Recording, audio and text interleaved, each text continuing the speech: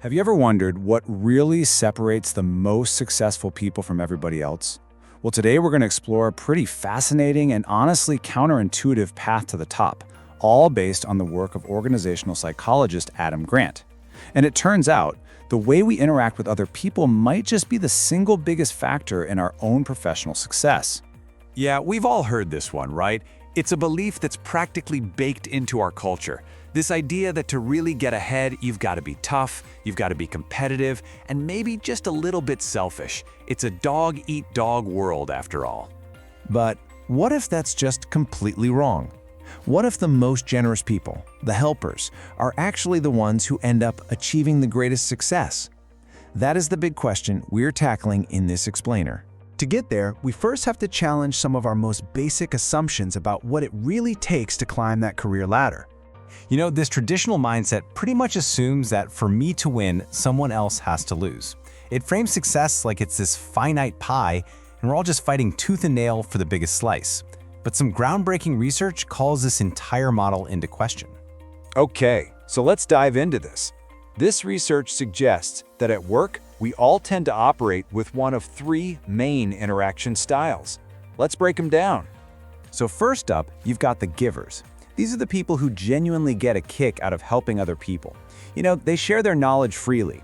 They make introductions. They'll offer assistance without keeping some mental scoreboard of who owes them what. Next, you have the takers. Now, takers are pretty much the opposite. They are strategically focused on getting more than they give.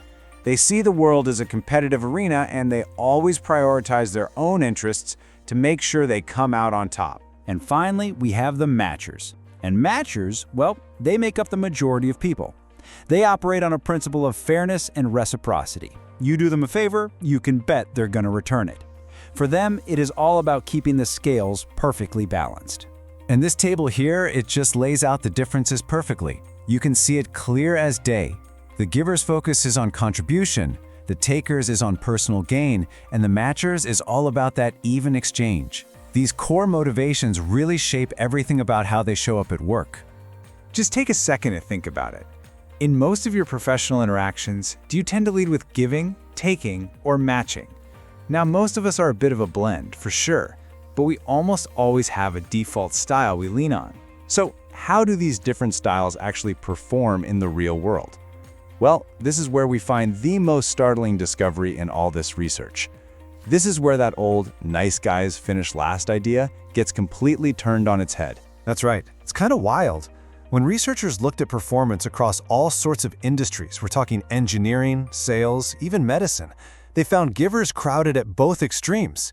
They were the worst performers, yeah, but they were also the absolute best. And this chart illustrates that paradox perfectly. I mean, look at it. You can see the takers and matchers are all kind of clustered there in the middle.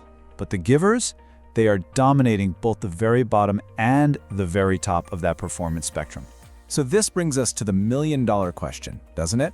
If being a giver can lead to either spectacular success or just total burnout, what's the secret ingredient?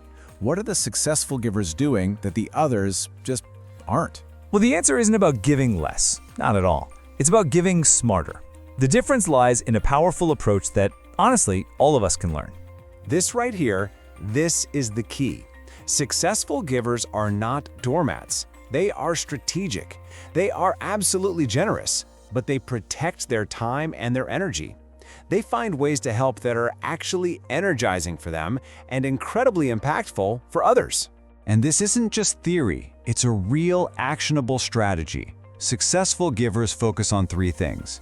First, they help where they're already strong, using their unique expertise to make the biggest difference. Second, they set boundaries to protect their calendar and avoid getting burned out. And third, they focus their energy on help that will create the biggest ripple effect. And when you practice it this way, giving becomes just a nice thing to do. It becomes a genuine professional superpower that benefits you and absolutely everyone around you. Just take a look at these examples. We're not talking about huge, self-sacrificing gestures here. These are high-impact, strategic acts of giving. Mentoring a junior colleague, proactively sharing a useful article, or just connecting two people who could benefit from knowing each other.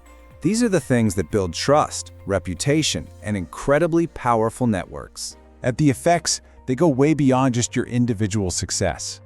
When more people in an organization adopt this kind of strategic giver mindset, you create a culture where collaboration just skyrockets, trust becomes the default setting, and innovation flourishes because people feel safe to share their best ideas. Now, it's important to do a quick reality check here. The source material is clear that in a culture that's dominated by takers, a giver has to be a little more cautious.